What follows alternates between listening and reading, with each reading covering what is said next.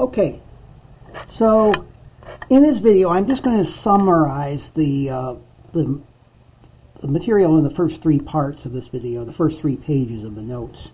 So, as I said in the previous lecture, there are some things that change exponentially and not linearly, and most things change do not change linearly. They change exponentially, especially in nature. Like the credit card debt, compound interest of our deposit in a bank, the temperature of a cooling object, the size of a bacteria population, or the size of many populations in nature. And the example we used was about compound interest was if $100 was deposited in a bank paying 2% interest compounded annually, then after 1 year we'd have $1 and plus 2%, that's $102.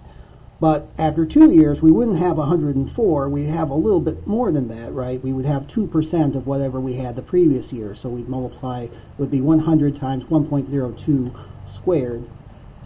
And then if we, after 2 years, we come up with a formula that after 2 years, we would have 100 times 1.02 to the t. That would be our balance after 2 years. And this is an example of an exponential function, because it's a constant times another constant raised to a variable.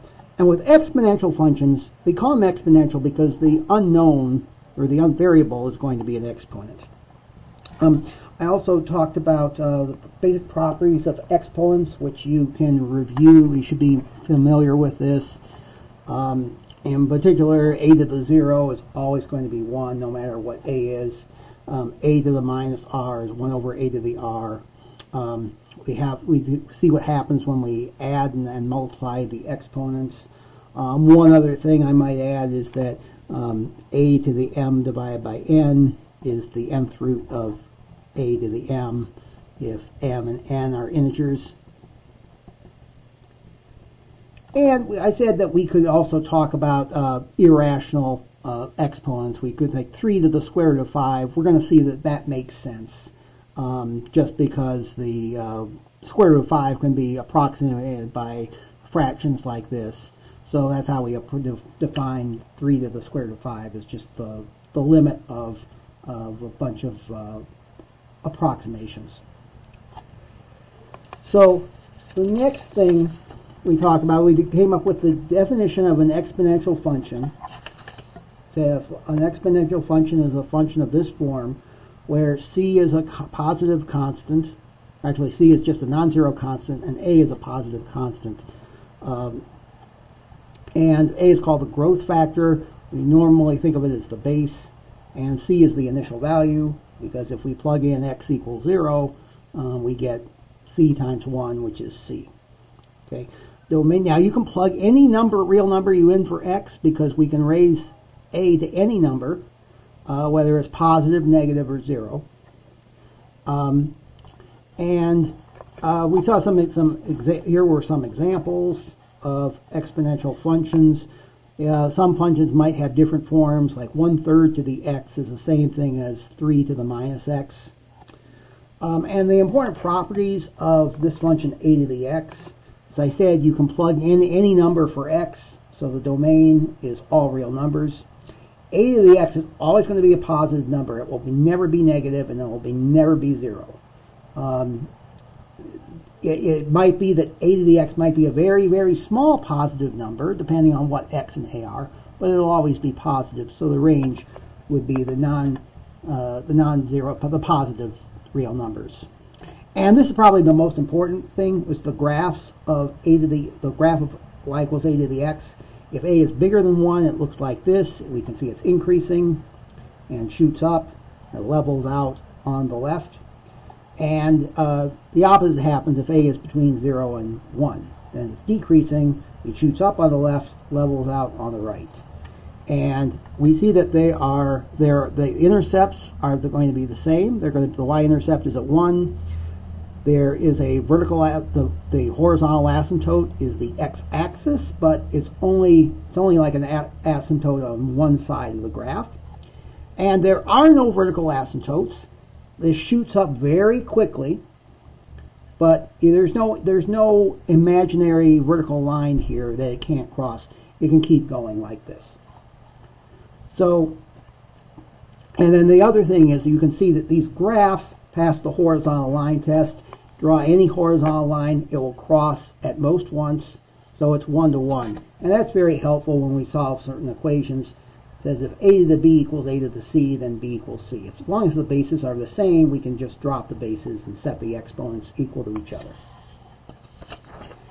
And we saw some examples here. We see what if we plug values of x into 2 to the x, we see what happens. We see that they are increasing. If we plug values into 3 to the minus x, which is the same thing as 1/3 to the x, we can see that the values decrease as x increases. Finally, we defined a special number called e to be the limit of this expression, 1 plus 1 over n to the nth power. We can see that if we plug values in for n, that this expression actually converges to something, because even though you can see these numbers are increasing, but they're converging. The gap between them is getting smaller and smaller. And in case you can plug in 1 million or a bigger number, and it'll still be close to 2.71. And in fact, this converges to 2.71828. This has many uses. Right now, you can think about this if you were to take $1 and invest it in a bank and somehow compound it at 100%, but compound it every single moment in time through a year, you'd have $2.72. Basically, that's what this says. Right now, you don't have to memorize this. You just need to know it's really between 2 and 3, and in particular, it's bigger than 1. So the graph of e to the x is increasing. And this is called the natural exponential function. It's called natural because it's used to model things in nature a lot, like the growth of bacteria, of plants. It's used in carbon dating, we'll see.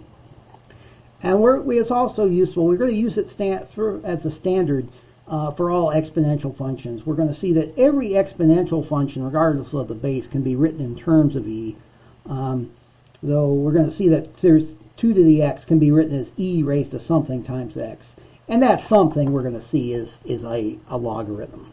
So that's what we will do in the next chapter, or in the next section.